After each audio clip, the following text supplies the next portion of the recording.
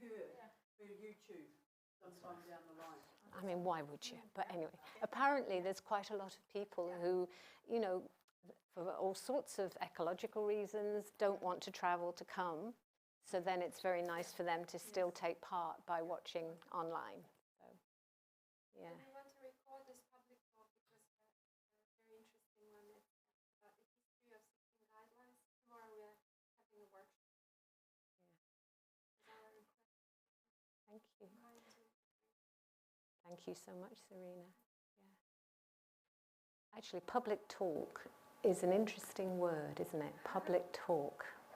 Are you sitting down, or are you? Yeah, it's up to you. Yeah. Just in terms of public talk, it makes it sound as though I'm going to do all the talking. And just to reassure you, I'm not. I'm going to involve you very much, if that's okay. Just a few words about Wendy. Oh, okay. 16 guidelines. We have been waiting for this moment since last year. Unfortunately, last year it didn't happen. We had to cancel. It was a plane strike. Yeah, The pilots went on strike. I was just about to get up to Edinburgh to the airport, and you phone me, and it's like, no plane, and no plane for a few days. So anyway.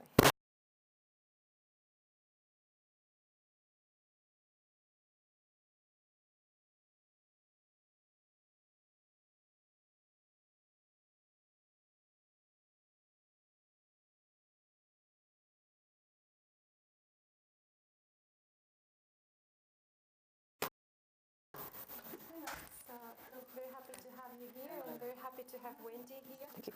Wendy's a very experienced senior facilitator for 16 guidelines, but she's also a yoga teacher. For 40 years, she has been working as a teacher, university lecturer. She served as the advisor consultant specializing in religious education and philosophical inquiry. And Wendy is a board member of Foundation for Development, Compassion and Wisdom, which is a wonderful organization that teaches universal human values, and they have a few programs. Wendy has been helping establishing that organization. Wendy has also worked for different Buddhist centers, for five different ones, yes. Buddhist centers. All within the same umbrella of FPMT. Yeah. Like our center. And she has served as the director of the Jamyang Buddhist Center in Leeds for 7 years. So Wendy is a very experienced teacher.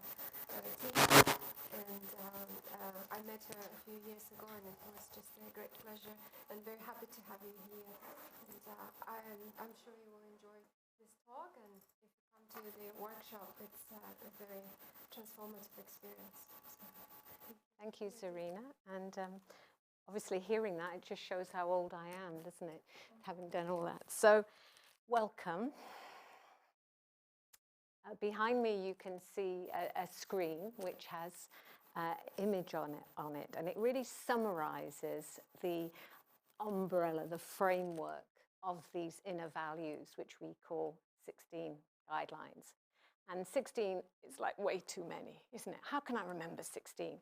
So, best thing, just remember these 4. How we think, how we act, how we relate to each other, and how we find meaning. So those are the 4, the framework within which the 16 guidelines fit. And I defy you to think of anything in your life that doesn't fit into how you think, how you act, how you relate to others, and how you find meaning. So that's a bit of a challenge. Okay, so just in pairs.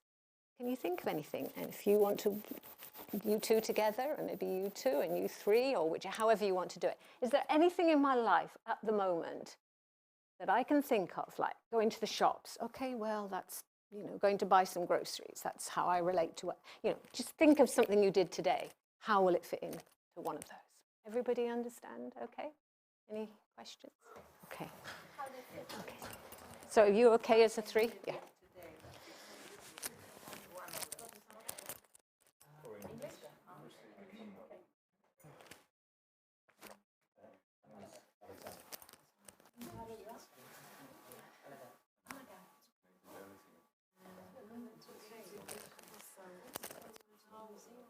Something Yeah, something you did today, coming here. Okay, from where you were to coming here. How would that fit into one of those four? So one of those four. Oh, no, or any of them. Like how you related to the transport, the people on the tube. You know, what in your life that, you know, in terms of coming here, well, how you think. You were thinking when you came along, oh, is it here, is it there? You know, what about this? I could be doing all these other things and I'm coming, you know, so you were thinking. Yeah? It's a bit clearer? Yeah. Okay, so, okay. Well, I can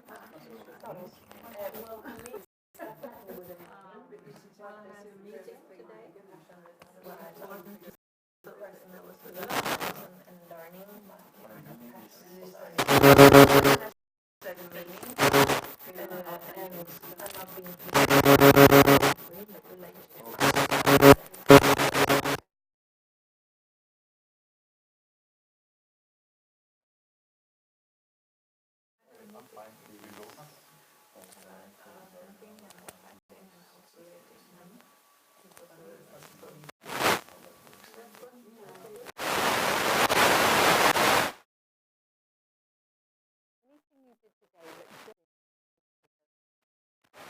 Okay, we've seen how what you've done does, but can you find anything that doesn't?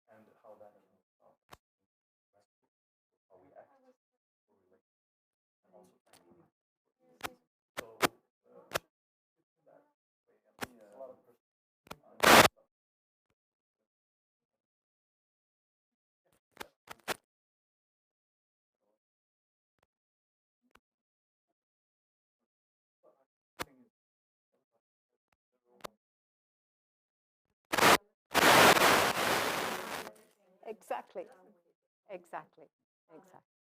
Okay, I know you need longer, but this is just a taster, so sorry to cut through.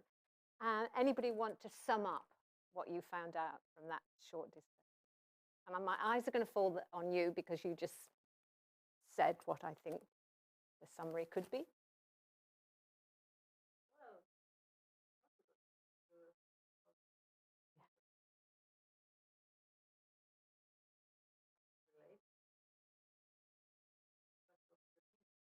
That's okay, so maybe that one is harder to find. So yeah, the premise really is everything we think, we do, how we act and how we find meaning will fit into this particular framework of what we are exploring in the 16 guidelines, these inner values. And it is just interesting to really think about those four. You know, when you go home tonight, just start noticing, how am I thinking? How am I acting? How am I relating? How am I finding meaning? Those four can really be a useful summary of how you use each moment. Because we know each moment is a new moment. And we might have been thinking one way in that moment, but hey, we can change that if it feels appropriate. Whereas it's quite easy to get stuck in this particular way. I'm thinking, I'm judging whether the bus is on time or the tube is on time. I'm judging if the shop worker smiled at me. I'm judging at this Wendy sitting here. So what's she got to say? Let me judge what, you know, the judging mind for many of us is how we approach the way we think.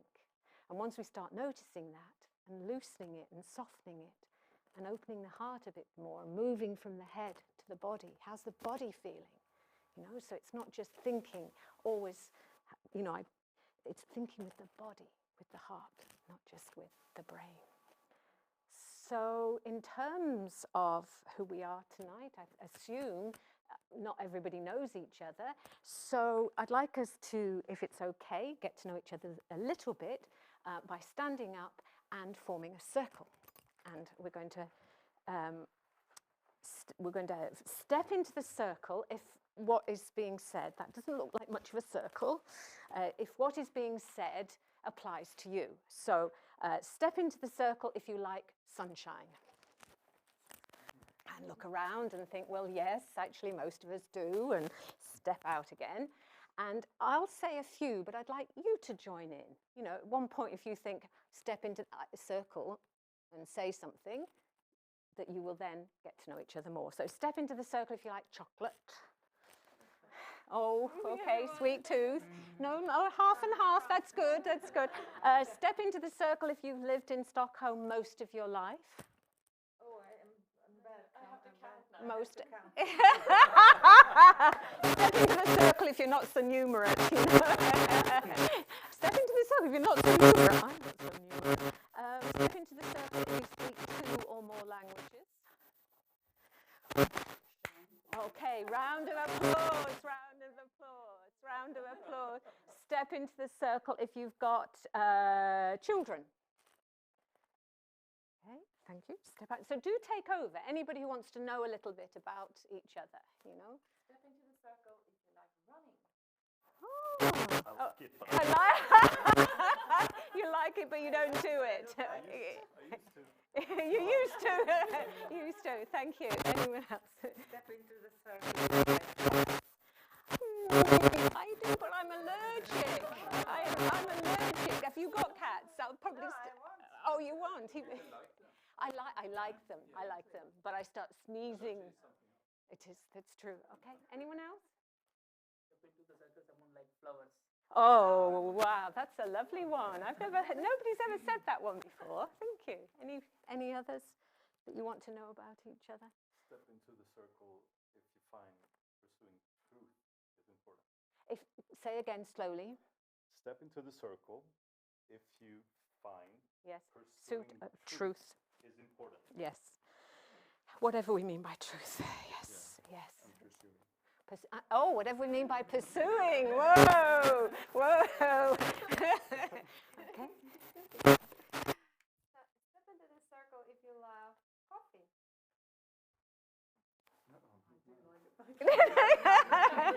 My kid. Step into the circle if you like yoga. Like yogurt? Yoga. Oh, yoga. Yoga or yoga. I'm in there. Never tried it, so I don't know. Oh, okay. Okay. Anyone else? Step into the circle if you like mountains. I'm walking in mountains. Yes, yeah. Okay. And just one more. Anyone? Step into the circle if it's the first time you're here. Yeah. Oh no. Yes. Yes. Actually, yeah. Yeah. Yes. First time I'm here. Yeah. Well, welcome. Oh, yeah. It takes bravery to walk through the door of a Buddhist center, I often think. So well done. Okay. Yeah. We know a little bit more about each other. Yeah. If you'd like to sit down. Thank you so much. Okay. So. In terms of the weekend course, the sources of these 16 guidelines are based on Western science and the Eastern tradition, and in particular, the Eastern tradition of, 2,500-year-old tradition. The actual text of, on which the 16 guidelines were based, 16 Human Dharmas, is a text written by King Songsten Gampo. You can see him there.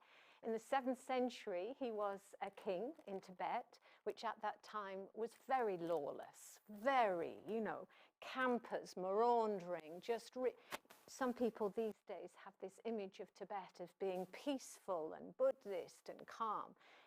When King Songsten Gampo was on the throne, it was the whole idea of citizenship was just, take what you could. And he wanted to help his citizens become much more peaceful, much more whole. And so he wrote this text, and that was spread about. And one of our mentors on this program produced this, Lama Zopa produced this text and said, this is so relevant to the 21st century. This is so needed. How citizens can actually benefit each other. About 8 of the guidelines, actually, if you unpack them, they're to do with respect. And respect is such an interesting word these days. You know, hey, you dissed me. Do you have that in Swedish? You disrespected me. In England, they say, you know, you dissed me, and it becomes quite a kind of street cred kind of thing. So the fact that so many of these guidelines are to do with respect is quite interesting, and how we interpret that, how we work with that. So our particular mentor said, you know, this is going to be so helpful and relevant. And that's what we try to sum up the guidelines. And we're still working with that. You know, like we have one that's called delight. And I actually love, could you all just say delight? Say it in Swedish. I don't know if it's the same, if you have that in Swedish, delight. What's... Do you have the... You don't have it so much, delight. In English, it's a very, you know, I don't know why I'm going like this, but, you know. Okay. Yeah. Okay, so the interesting thing is, the reason I bring that up is because we've been told, actually, it's not the right interpretation of the original Tibetan. Rejoicing is a much better interpretation. Delight can sound a little bit superficial, you know, like, oh, I delight in the flowers, which is fine, and it's great, and it's wonderful. But rejoicing, it kind of goes that much deeper. You know, if I rejoice in the fact that, you know, you so kindly, you know, showed me some of Stockholm today, you know, yes, there was delight there, but rejoice. Anyway, so we're still working with these 16 words. For instance, at the moment, one of them is right speech. And it's a silly reason why we have right speech, because we had thought of thoughtful speech or mindful speech, but we were having some banners made. And thoughtful speech was too long for the banners. I mean, so we ended up just with right speech. You know, we think, silly, because, you know, right implies, you know, wrong, right or wrong, whereas thoughtful or mindful. So we're going to go back to mindful speech or thoughtful speech. So these words we've been, you know, we work with, and people will find their own words for them. So as well, of course, as the Eastern tradition, we try to incorporate as much neurology as possible, in particular brain plasticity. When I was about, I don't know, 15, I used to think, right, once I'm about 20, that's it. I'll be pretty much the same all the rest of my life. You know, and many of us thought that, you know, by the time you're 30, that's it. You know, no change. You're stuck in your rut and that's it. With all the developments in brain plasticity, it's completely showing from cradle to grave we can change. Not just our thoughts and neural pathways, but physically our thoughts can change the actual structure of the brain. We work on positive psychology. Again, before there was positive psychology, it was like, what's wrong with you? You know, psychology was all about, and I'm sure many of you here know much more about this than I do. It was all about mental ill health.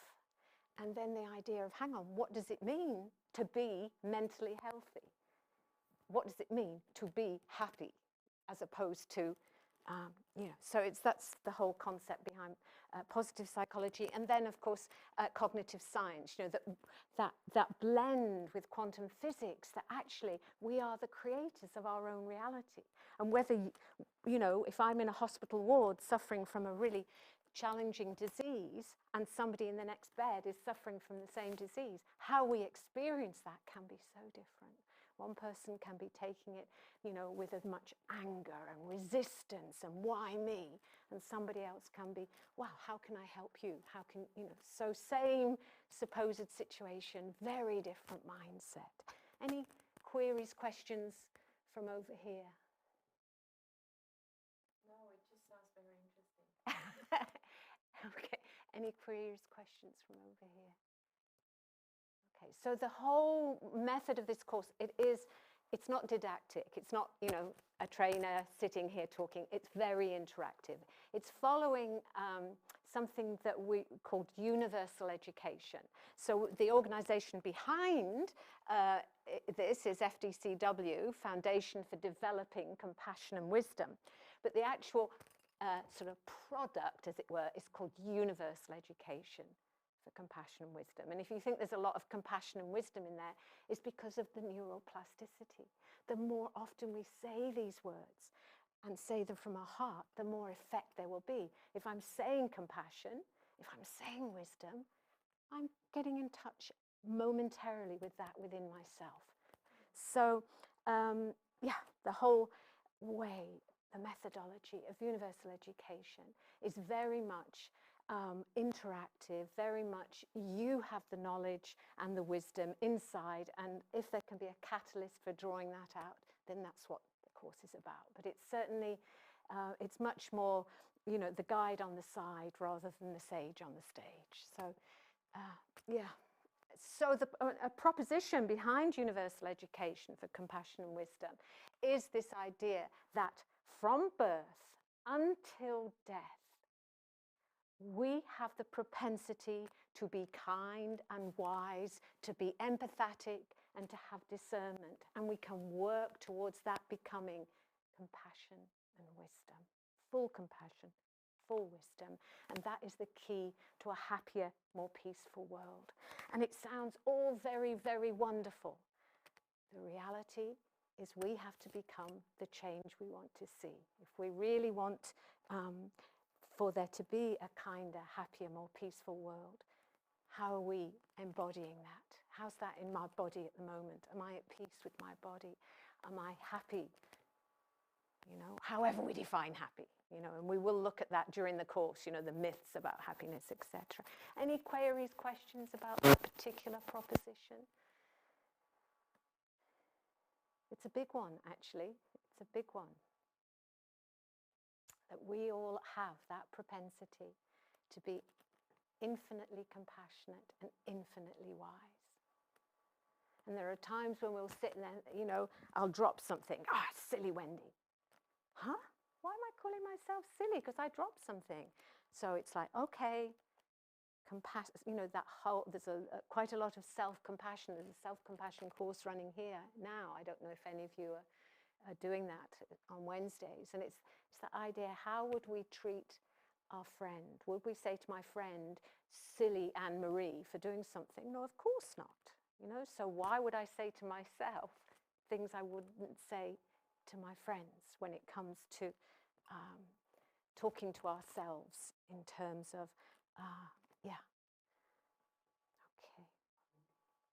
Please, thank you. I've forgotten your name. Alaga Raj.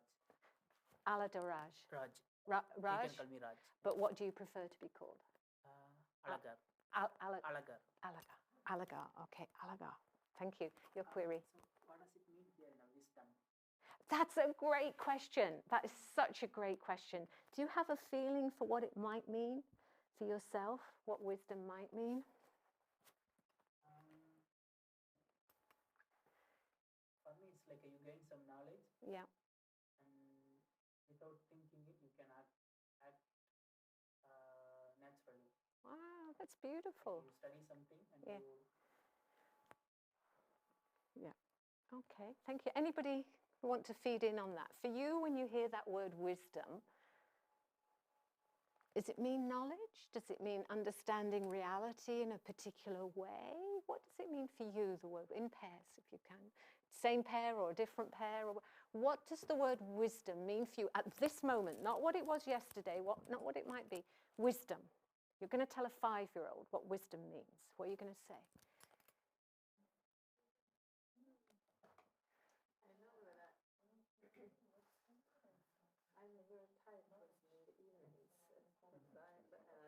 Are you okay?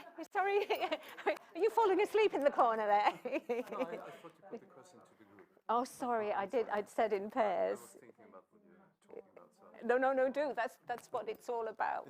Thank you. So if you were trying to define what wisdom is, what might you define it as? Say compared to it's like kind or something.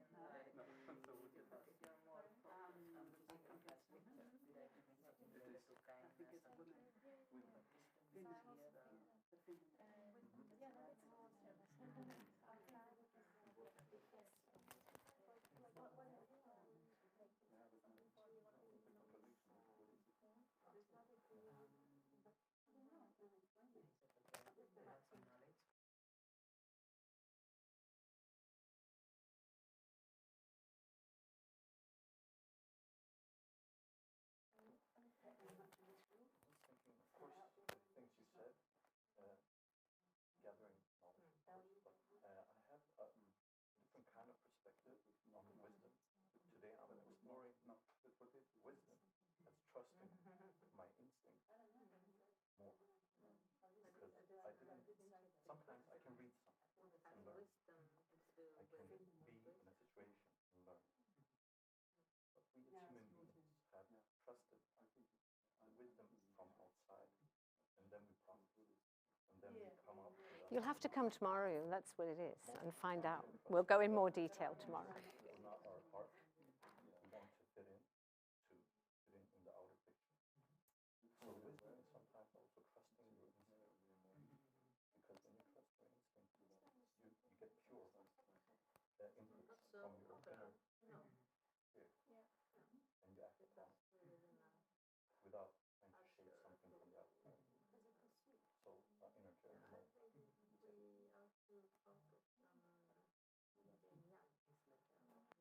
getting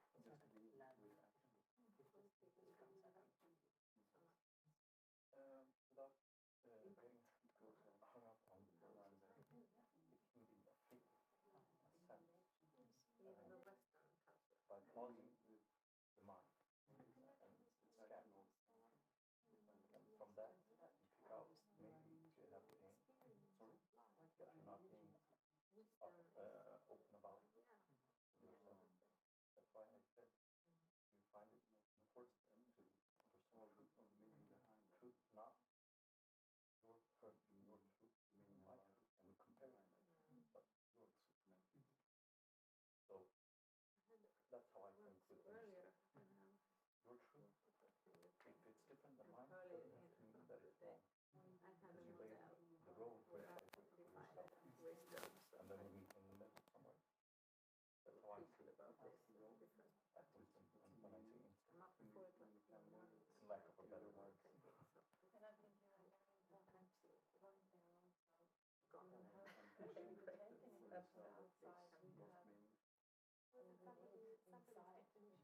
taking it from outside we have somebody's definition of strength. No, I understand it. That's a kind of find some knowledge from the outside, taking a bit of knowledge, but I also agree that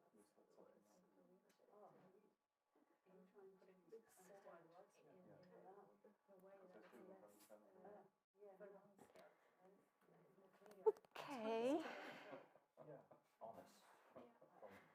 So there are many definitions of that word. I would suggest that it isn't knowledge in the contemporary sense of something you can get from a book. I mean, it might be a catalyst that you get in the book.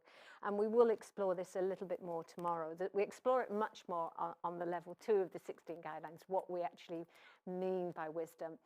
And a lot of it is to do with how we experience reality. You know, what we perceive as real, as opposed to what we perceive as just a projection of our mind. I am projecting on my mind that this is a comfortable chair. Is it a comfortable chair? Is the reality of this chair actually here? If I look for this chair, where will I find it? If I take the legs off, if I take the back off, if I take the cushion off, is it still a comfortable chair? So it's a lot to do with how we label things, is how we're defining wisdom here. So in terms of the 16 guidelines, the inner values, we have 7 main tools that we use, and the first one is mindfulness. So I'd like to invite you, if you feel comfortable to do so, we'll spend some time now with this particular tool. And you're very welcome to sit on your chair. If you want to sit on the cushions, that's also okay. But if you are going to accept that invitation, I invite you to sit with a very straight spine. So a very straight spine.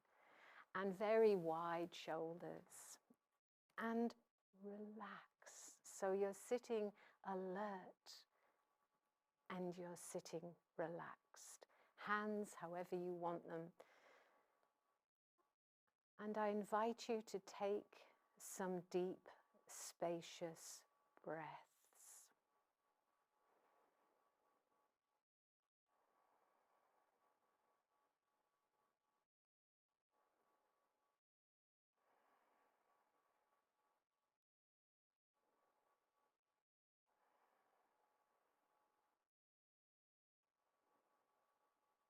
So you'll hear lots of noises in the room and outside. there'll be the noise of your internal rumination, your internal chatter. And I invite you to focus your attention on those deep, spacious breaths.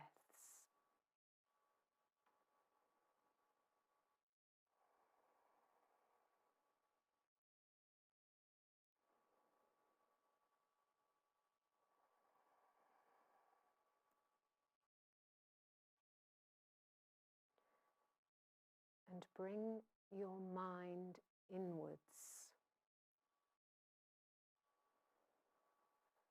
Focus attention on your body. Your shoulders, are they relaxed? The back of your neck.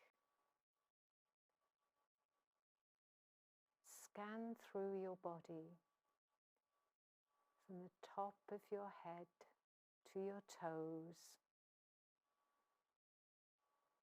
allowing your body to relax and to be here now.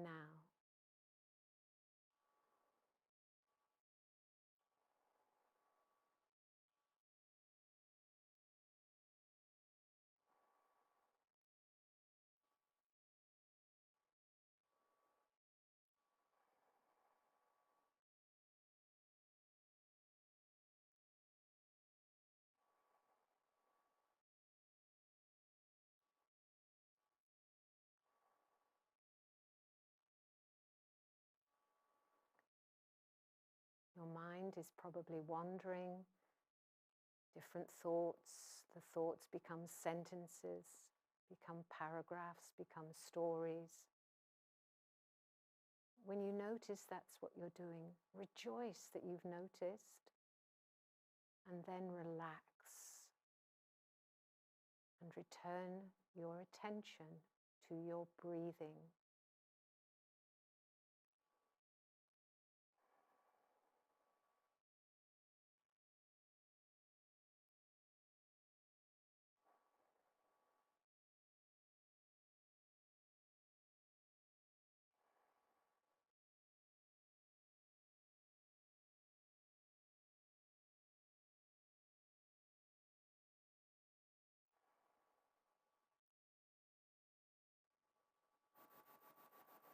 If you feel in any way sleepy, have your eyes partially open, just looking at a spot in front of you. If your mind is racing, allow yourself to relax and then return attention to your breathing. Your breathing, inhalation, exhalation, focusing on your breath, either at your belly or at your nostrils.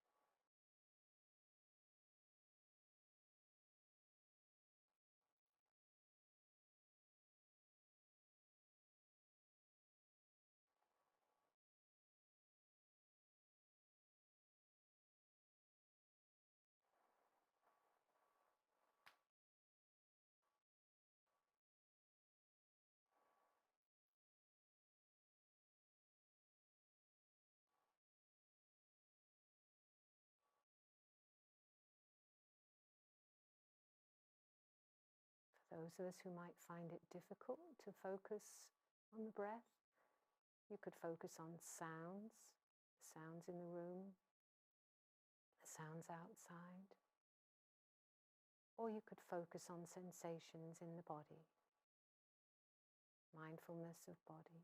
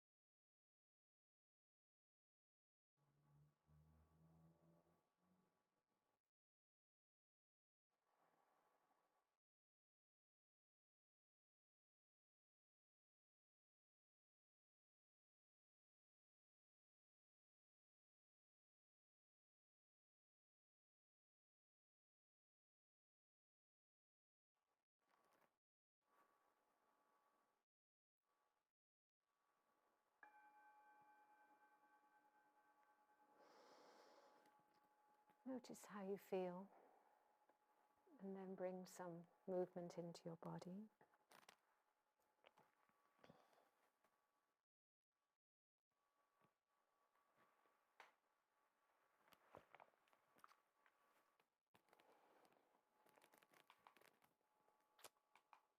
So, it's quite common these days to talk about how stressed we all are. The idea that,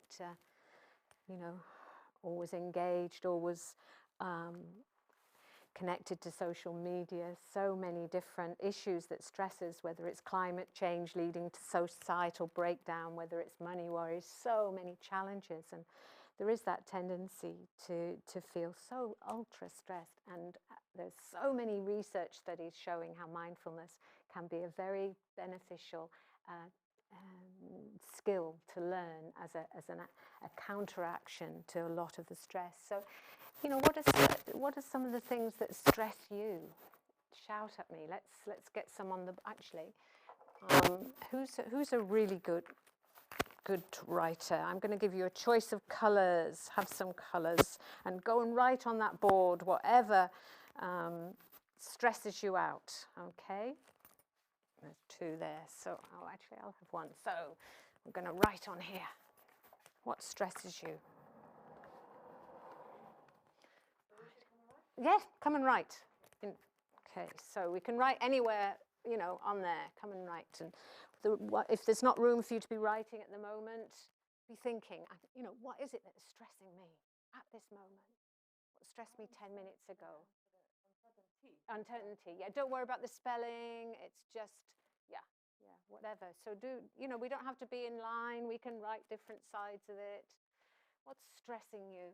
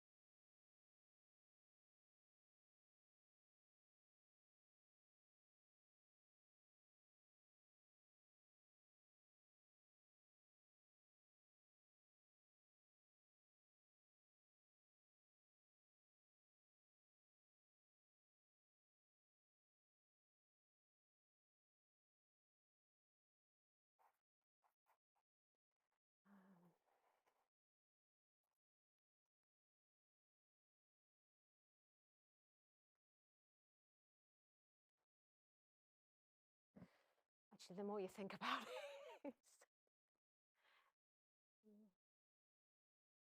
what? Don't worry, spellings. Okay, we could write down worried about spelling, stressed about spelling. The least of our concerns, isn't it? But it's there. It's that. And what's underneath that? Like for me, if I'm writing something, it's like I don't want people to think that I can't spell. I didn't realize I was such a bad speller until we got computers and spell checks and things. What else? Expectations, pain, future. Anyone else? Uncertainty, sleep, future, economy. I mean, it's That's.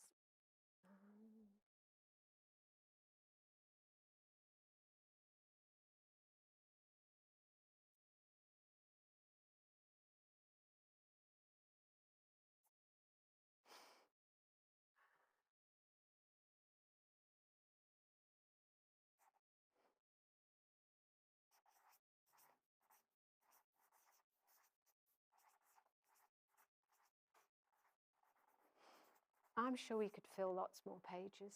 Yeah. This is just a few. Economy, poverty, pain, not getting what I want, patriarchy. Thank you. No, patriarchy, meeting expectations. We've got expectations. That's interesting. There's a real link here. Someone else. Health, my family members' health. Yeah. So there's connections here. and also connection perhaps with illness and death. I'm just trying to make the, corrupt government, might be two P's in that. Speed process. Do you explain that a little bit for us? Yeah, I just said yes to become a project leader. Yes. But it has to do with the culture that I work in a media culture, and I said yes this afternoon, and I already got 3 telephone calls that I should call to Norway. Yes. And I'm so tired in the evening, I can't Yes. think. Yes. But you said yes. Yes. I don't want. Maybe I should. Maybe you should say no. This project. It's never too late. I mean, Oh my God. I don't know. Yeah. No. It's so. I think that's a speed process. This idea that don't just do something. Sit there. Many have heard that expression. It was actually a Quaker Society of Friends expression. Don't just do something, sit there. It's the opposite of that sort of Puritan mentality of what are you doing just sitting there, do something. It's the opposite. Actually sitting there, being aware of each moment as it passes can be as productive, as creative as that speedy process. So there's a lot, okay? And the whole point of the 16 guidelines and the inner values is to help us lead to how our mind will be when we're working in these parameters. So it's not that there's, inner values here and stress and fear over here. It's the whole point is to help us bridge into bringing our values to those situations. So, that's interesting. What happened there? It looks probably when I was moving around.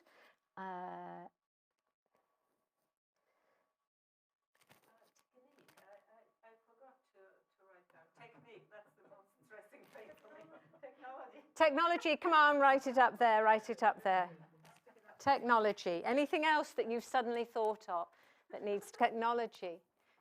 Technology is so wonderful when it works, and then 5 minutes later when it doesn't.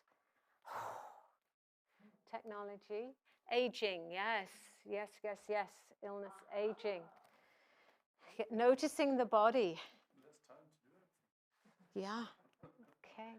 And so I'm not going to go into that so much now, but it is that idea that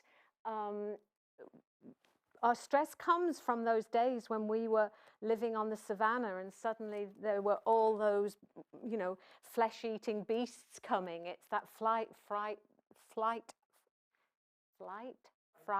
response that our body is very aware of. And because of a lot of these things, partly as well because we are so hooked in, that there's a lot of research showing us that we are constantly on that threat level. We are constantly working with that. So then more and more tension in the body, environmentally, this research study by David Cresswell, very, very interesting. Just thinking about our values keeps our neuroendocrine and psychological responses to stress at lower levels. I thought that was fascinating. That whole idea that if we have an awareness of our values and we're feeling stressed, so when those phone calls come, it's like, hang on, what are my values? What do I want to share with people? Is what I'm doing fitting into the values I hold? That momentary acceptance that this fits into my values can lower that immediate sense of stress. I thought that research study was really interesting. Okay, so what are your values?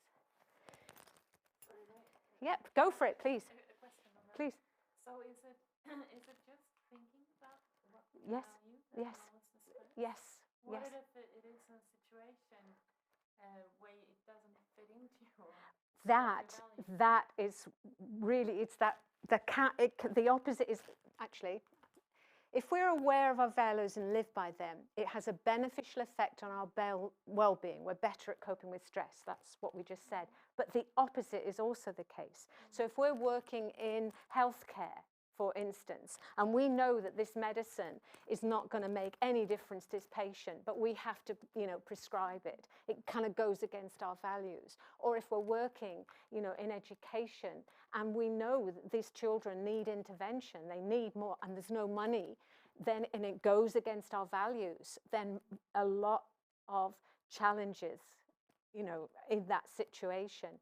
And keeping to our values can sometimes mean making big decisions like, I'm not actually going to work in this situation anymore. It really can lead to that. But without the values, then that's when we can end up with an empathy deficit and a whole kind of, stress and burnout. But keeping to the values will help us make the decisions where the burnout doesn't happen. And you don't have to go so many years. Exactly, before you exactly.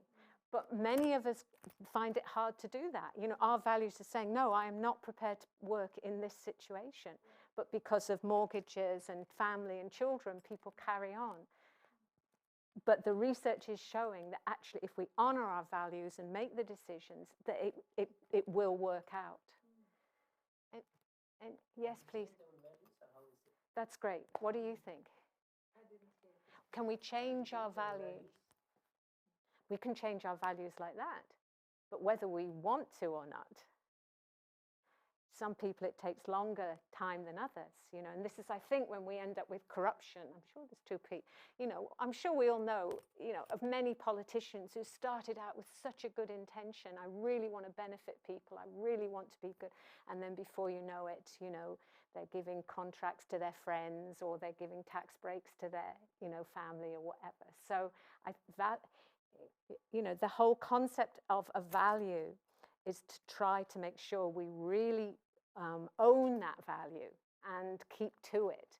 But if we find that a situation makes us, want to change, it's actually being able to keep to the value no matter what the external world is showing, if it's a good value in the first place, Anybody want to add anything to that? The concept of changing our values.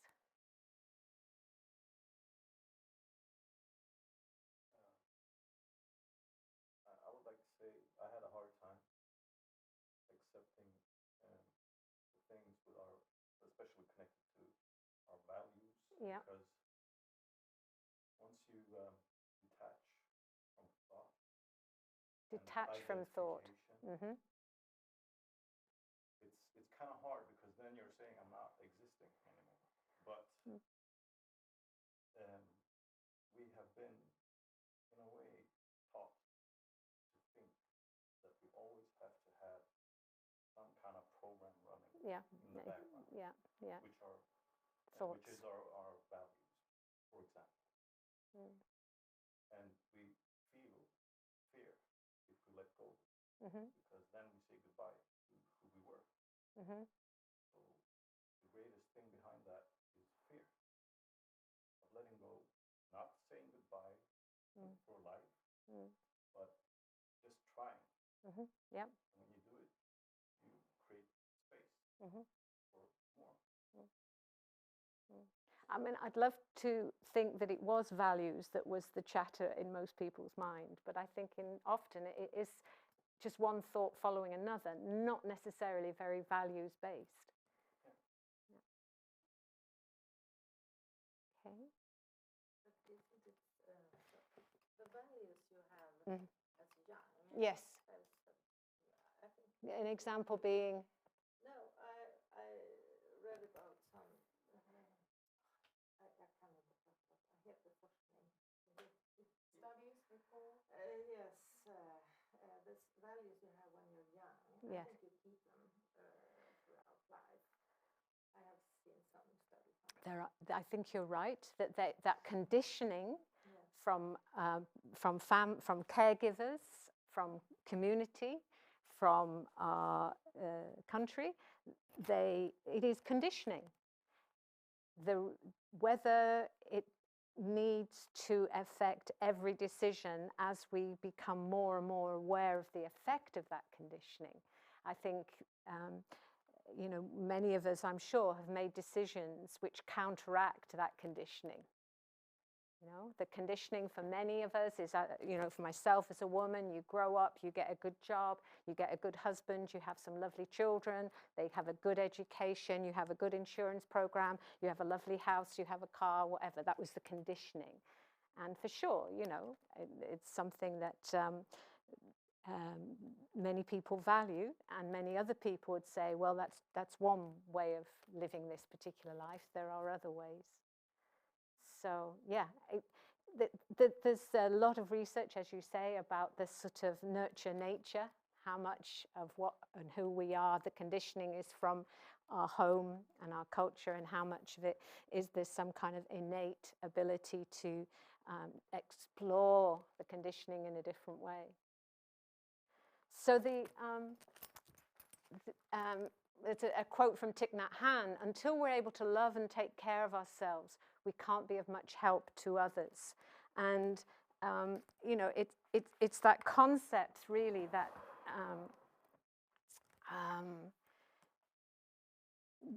it's almost like we have to, you know, that advert when you're in an airplane and they say put your own oxygen mask on first before you put the oxygen mask on the children next to you. It's like we have to take care of our own values, our own mind, how we use our own mind in order to be of more benefit to others. And what we practice, we become. That whole, if we practice our values, then we become them. If we practice being generous, innately we are generous. If we practice the rejoicing, then it becomes something that's very natural and easy for us to do. Yeah. And there is that kind of ripple effect that the more we practice, the more it will become second nature.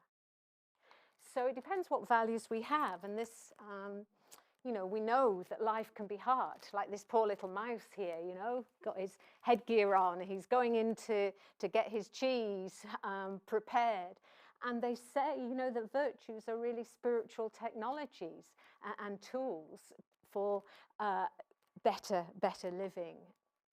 So what are the values that help you? What are your values? And we're going to use one of the other tools from the 16 guidelines called inquiry. So inquiry, we're in pairs.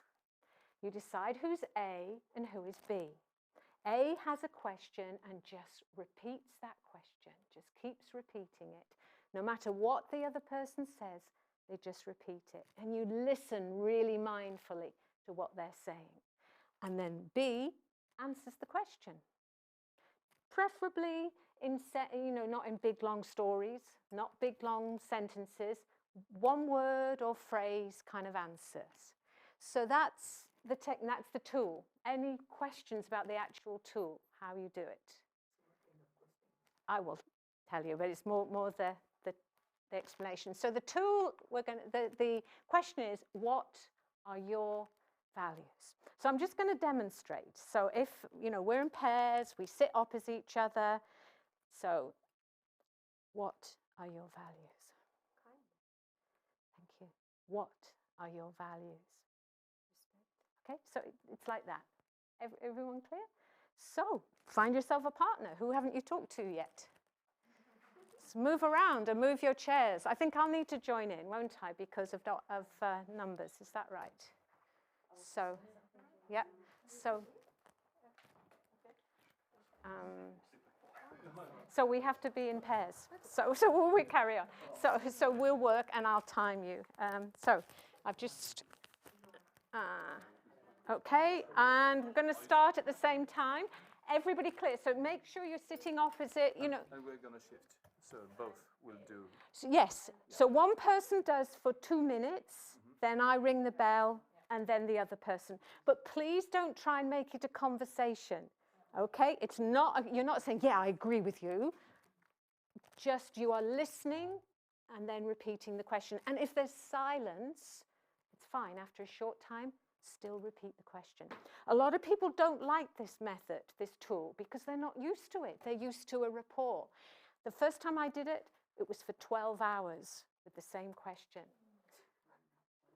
There were some times when, you know, if you ask me that question again, you know, but it's from the Zen Buddhism inquiry, Zen inquiry, just the same, not changed, just listen. And what you go into, I won't, you will experience it or not. Yes, please. Can you answer the same thing? Yeah, yes. And the main thing with this is try and get down to your belly. Don't just answer from up here. Not even, you know, I mean, yes, from your heart, but from your belly. Hear that question. And sometimes you have to just, what are your values? What are your values? And get to hear. And if it's the same answer every time, that's fine. Okay? We're a bit close. Try not to, you know, do really sit opposite, not too much to the side. I mean, if that's everybody clear what to do, we're going to move over here. Okay. Okay. We're going to start at the same time.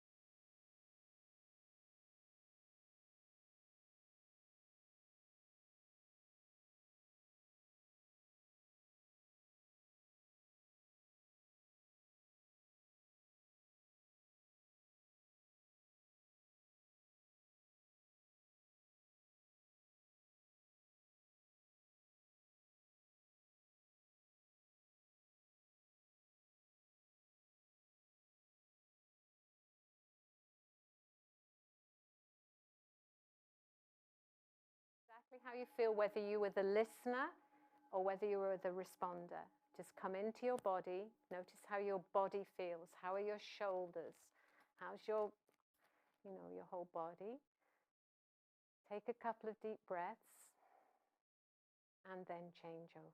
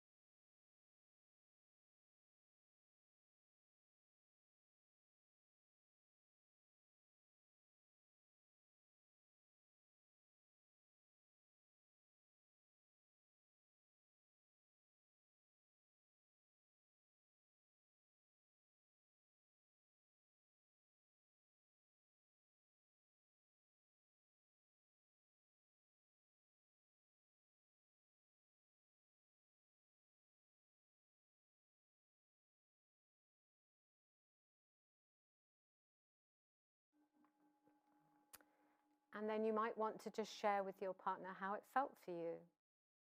Where did you get to? And of course, if you're both Swedish speakers, please speak in Swedish. How was that for you? I love this exercise because it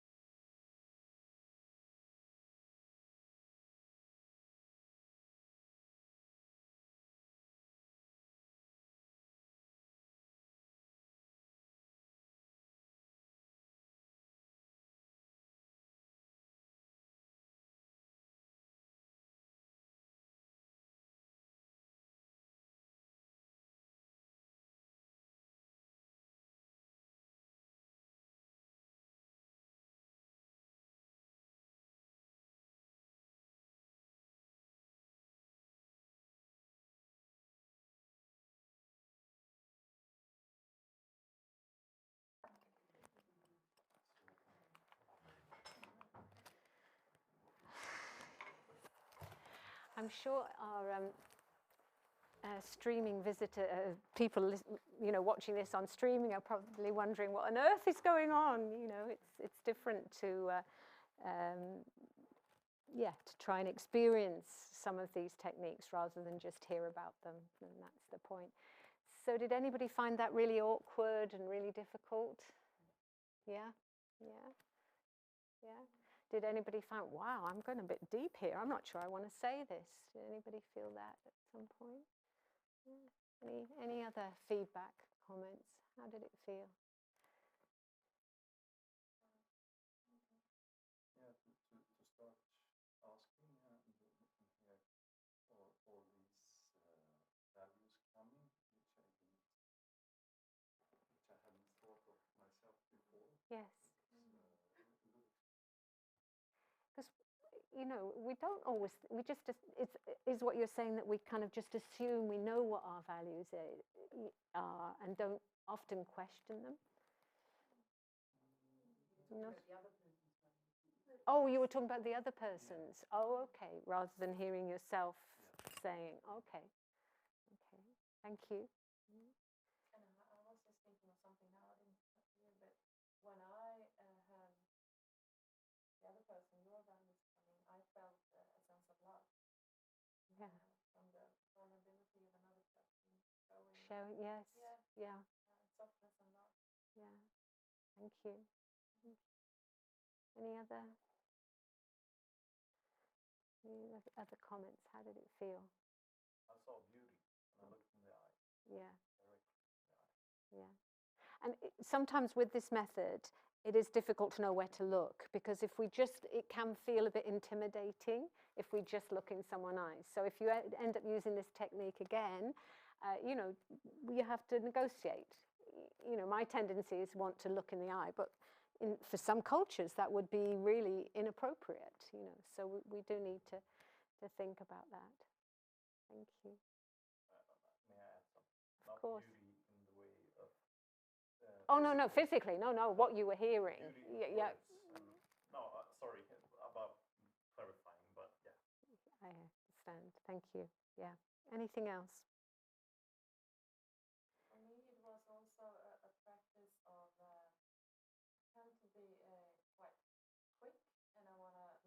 Yeah. produce and like Yeah. form things.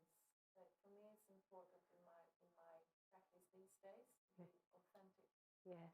Yes. So I really tried not to saying something. Yeah. So to me, it was a bit difficult sometimes when Yes. I was quiet for a while. Yes. I have to say something. It's like, no, I'm not going to say anything. I'm going to wait unless it's until. authentic. Yeah. Yeah. Great. And I was proud that I was able to Mm. to silence something well, because that's a good practice. Mm. Yes. Yes. Society seems to tell us that sitting in silence with someone else there is culturally maybe a bit strange. So yeah, it's great. Did anybody find that when they were saying it, halfway through saying it, they thought, actually, I'm not really sure if that's true? You know, I certainly think, oh, you know. And you found it quite uncomfortable? Yeah. Do you want to say anything more about that? You don't have to. Because I don't have a lot of values to say. Okay. Okay. Yeah. Yeah. Did anybody else feel like that? I think it's a very intimate thing to ask somebody. Okay. Yeah, it is. To a total stranger to suddenly be talking about your values. Yeah. Maybe it's the first time anyone's ever asked me that question. It's like, Yeah. So it felt quite confronting. Yeah. Yeah. that's also like how to find the values. That's all. Yeah. Yeah. And I'm sure that for many of us, the values have been, you know, from an early age, you know, it's like say please or thank you, or, you know, respect your grandma and look after your younger sibling. You know, those values were kind of, like we mentioned before, culturally, you know, so much conditioning. And now as adults, you know, really what are my key values?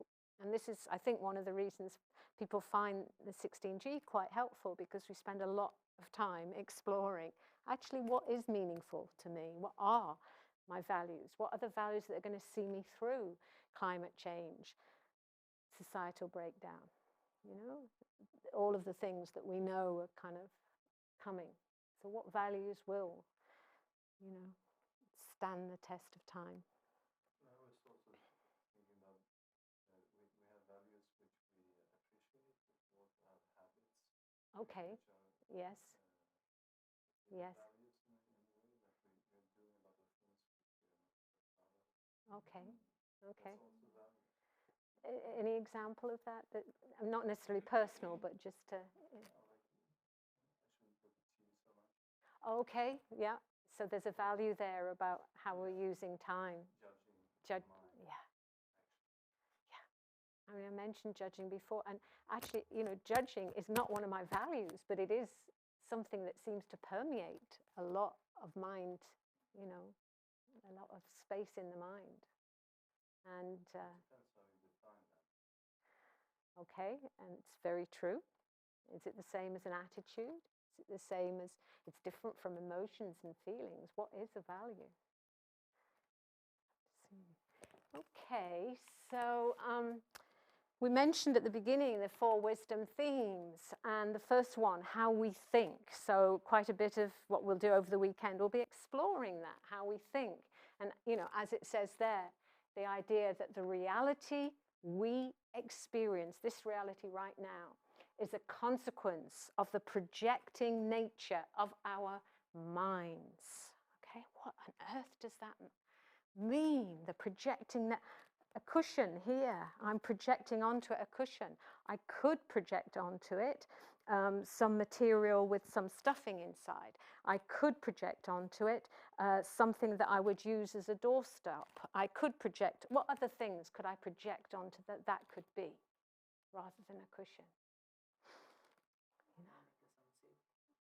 Say again, I didn't. You can make some safer. Yeah, okay. I could put my glass on it. It could become a table.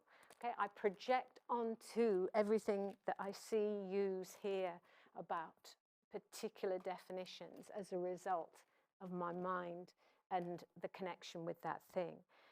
And so I project onto this situation of watching TV or not watching TV, a particular value or not. And then we have how we, acting. Every thought and action has a consequence. And it's really trying to remind ourselves of that if I have these thoughts, there will be an impact on how I act, how I relate to others, how I find meaning. So every thought and action has a consequence. Nothing goes without some repercussion. And that's, for positive and negative. Anybody agree, disagree? It sounds a bit heavy when you hear it like that, doesn't it? I'm just walking along thinking, oh, that's a nice red house, What's the impact of all these wandering thoughts, these wandering minds? Every thought and action has a consequence. Okay?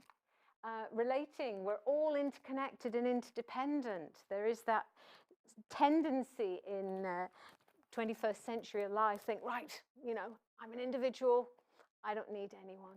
Me and my family, we're fine. So let's think about the last cup of tea or coffee you had. Could you shout at me all of the people involved in you being able to have that cup of tea or coffee? Or if you don't drink that glass of water, whatever, a drink. Who was involved? Someone boiling water, somebody who made the kettle to be able to boil the water, somebody who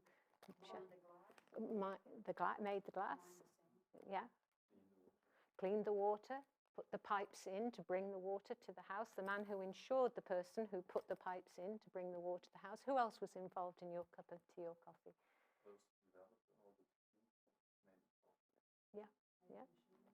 Yeah.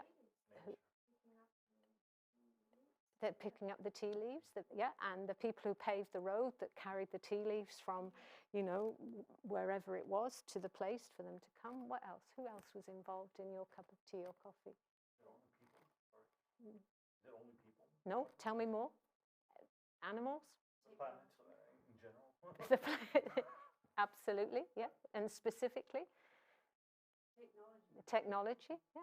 And the fertilizer in the ground that was put on the ground to be able to grow the coffee beans or whatever. So it's that that incredible interdependence and interconnectedness of everything and everyone is very much to do with relating. And then how we find meaning. And this is an interesting one. If everything is changing, which I think we all have to admit, everything changes. So if this looks pretty solid, but over time, in 300 years' time, 400, what's it going to look like? It's going to be tarnished. Everything is changing all the time, and if everything is changing, then many, many, many, many things are possible that maybe we didn't think were possible. So it sounds very simplistic, but it's that understanding that as a result of the fact that things change, we can make things happen in a way that we might not allow if we didn't remember the fact that everything changes. Any questions, queries, comments?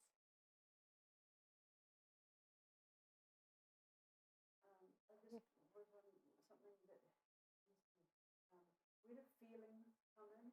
Okay, that's great. How we think, really. I mean, we tend to think of feeling, I'm feeling at this moment very privileged, to be here with such lovely people in such an amazing center in this. So I'm feeling, but I have to think that, to be able to put a label on I'm feeling privileged, I have to have thought it. So in that sense, having said that, I do think feelings can be much more embodied. So when we talk about thinking, actually we're putting a few things under that umbrella. It's like the embodiment, of fear, say.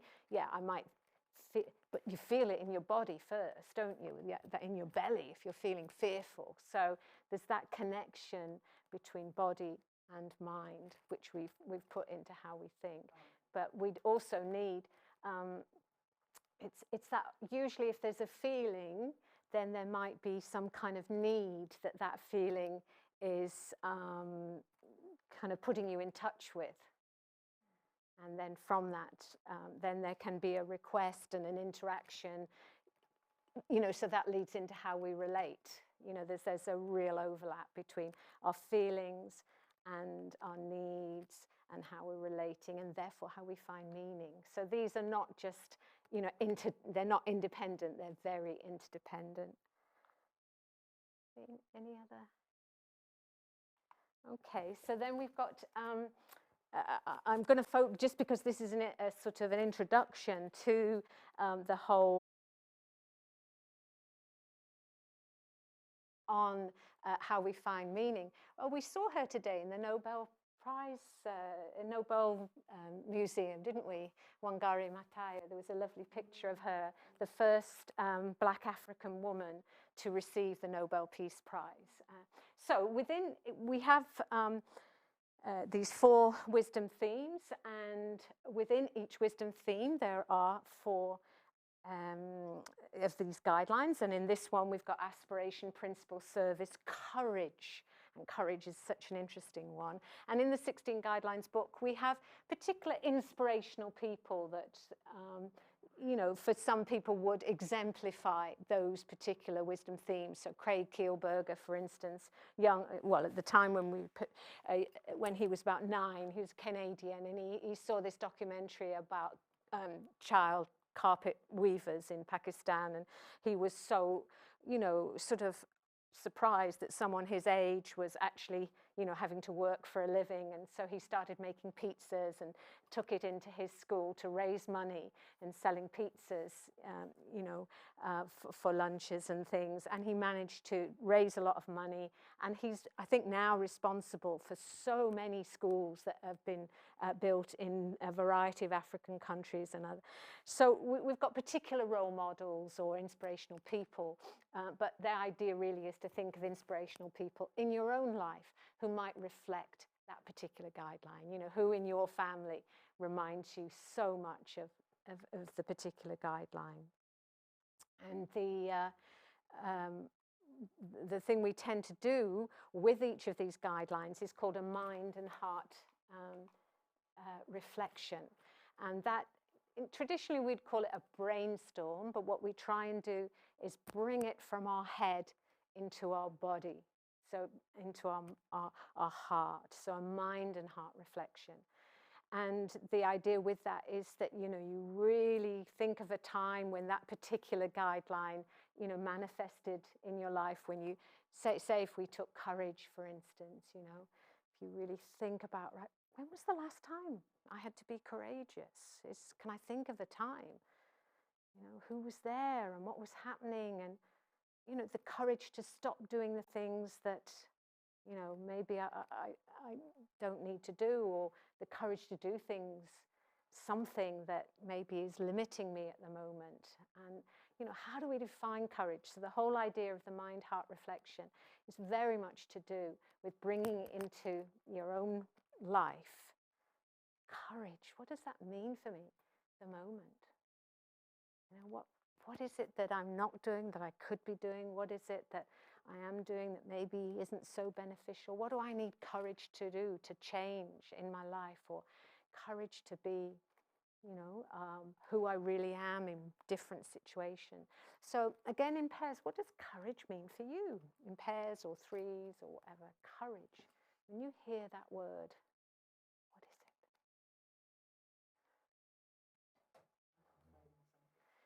Shall I work with someone so you're not always, are you okay working together? Yeah? Courage. Okay. How is it for you, courage? Is it a word you use? Well, it's quite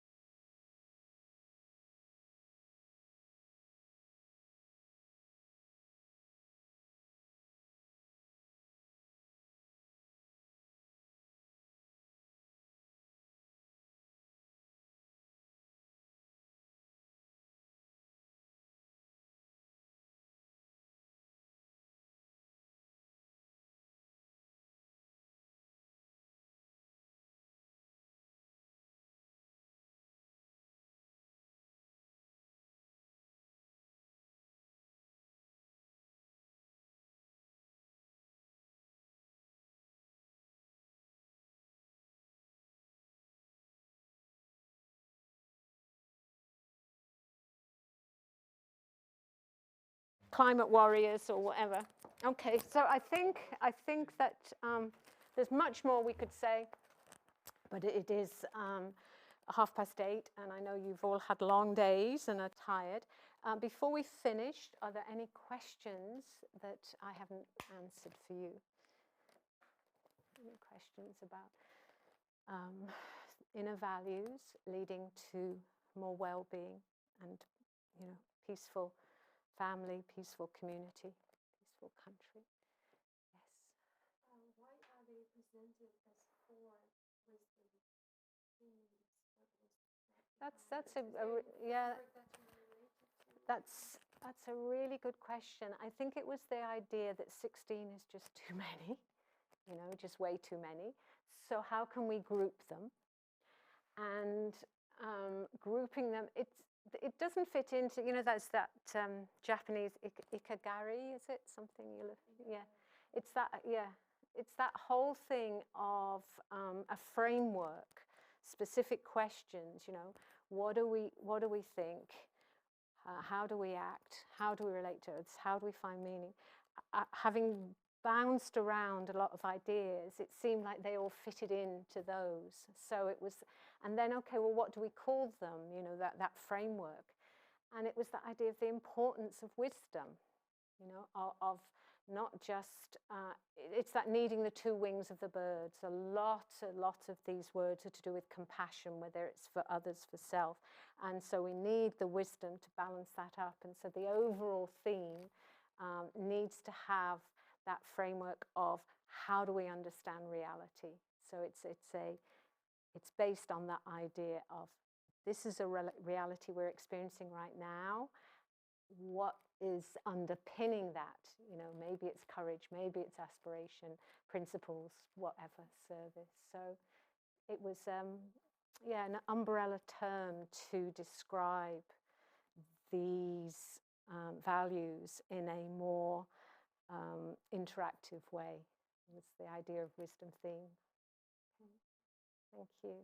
Any? Can you show this? That's a good point. Well, I could. Let's play a game. We're over time, but let's play a game as a better way to do it. Okay, so we have a jigsaw, and I'm going to give you, you two, and you. Okay, so if you on the floor want to make your jigsaw, and first of all, okay. Oh, this is where we all grovel on the floor. So you've got the 4 wisdom themes in the jigsaw. Okay, we can work together. And then if you turn them over when you've got them together, okay, you've got, there we go. Okay. This is teamwork. This is how we interact. Okay, so you've got, okay, yeah. Okay, so in the first wisdom, I mean, this is what we will do tomorrow. The first wisdom theme, how we think, we've got humility, patience, delight, and contentment. Okay, and you can see the others there. And we'll go into that. This is how we find meaning, yeah. Yeah. Yeah. Yeah. And how we relate to others, sorry, how we relate to others and how we act. So those are them. But, you know, when we're talking about inner values, they're going to be, these might relate to you or not, you know. It's a matter of finding one's own. What we feel is that most things are included within them, you know. But as I say, we are going to change delight to rejoicing. It reminds me of food. Yeah, oh, right, is there a particular food, yeah, delight, yeah. But I've loved it because I always challenge people, say delight without smiling. You know, there is something about in English, I don't know if it works in another language, delight. There's something. Light, yeah, it is light. And that's maybe why we want to change it, because maybe it's a bit too light. You know, it's kind of, and also it's very, you know, you could say that, I mean, with all of them, okay, let's see. Okay, we're going, are you okay to go over time for a moment? Or if you want to go. What I want you to do, okay. You want to go? Okay, we'll do this tomorrow. No, but you can continue. Okay, so one of the ways we use this, we'll just break it up, but we will do it tomorrow. It's like, okay, well, how do forgiveness and courage go together? How can we make the connection? Do I need courage in order to forgive? You know, and we'll explain more. So we'll actually, play, how do they all relate? So it's the interconnectedness. Thank you so much for coming. If there's been any benefit from being here, may it go to your long life, your good health, and the success of this particular amazing venture, Shinobu Mind Training Center. So, thanks, everyone. Thank you. Round of applause for you all. Okay. Thank you. Okay. Good night.